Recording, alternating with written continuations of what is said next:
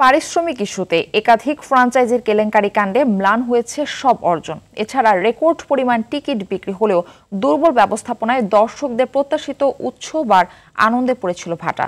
কর্মকর্তাদের মধ্যে কোন দলের খবরে সবচেয়ে ক্ষতিগ্রস্ত হয়েছে দেশের ক্রিকেট? সব মিলিয়ে সাবেক ক্রিকেটারদের কাছে প্রত্যাশা পূরণে ব্যর্থ বিসিবি। বিস্তারিত মাহফুজুল ইসলামের রিপোর্টে।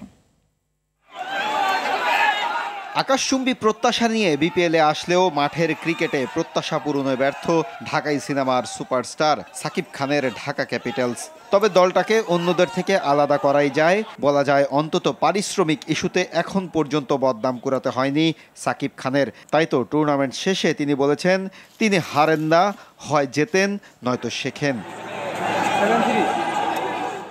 উল্টো পিঠে মাঠের ক্রিকেটে আশা জাগানিয়া পারফরমেন্স করেও পারিশ্রমিক ইস্যুতে দুর্নামের ঘানি টেনেছে রাজশাহীর টিম ম্যানেজমেন্ট।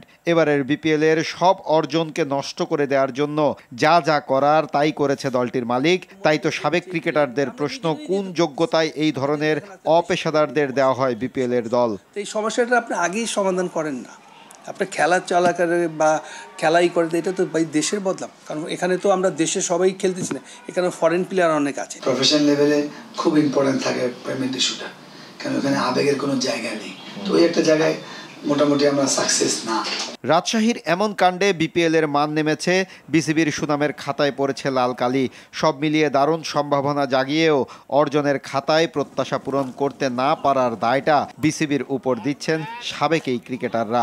যেহেতু এই বোর্ডের উপর সবার আশা বেশি ছিল, যেহেতু একদম নিউট্রাল বোর্ড, আমি মনে করি যে মাঠের ক্রিকেটের সাকসেস, বাইরে আমি মনে করি কন্ট্রোভার্সি আছে। খেলাটা শেষ করেছে, বাট এই খেলাতে আমরা কতটুকু শিখলাম আর কতটুকু ভালো দিক দিয়ে গেলাম। যেসব টিমগুলো আজকে যেই প্লেয়ারদের টাকা পয়সা নিয়ে ঝামেলা হচ্ছে, অফিসিয়ালের সাথে আগে বিসিবির সাথে কথা হবে, তো বিসিবি একটা কোড অফ কন্ডাক্ট থাকা দরকার। বোর্ডের নির্বাচনের বছরে অনেক হিসেব নিকেশের মধ্যে বিপিএল এর সফলতা ব্যর্থতার মাপকাঠিও মাপতে পারেন অনেকেই। মাহফুজুল ইসলাম, RTV, ঢাকা।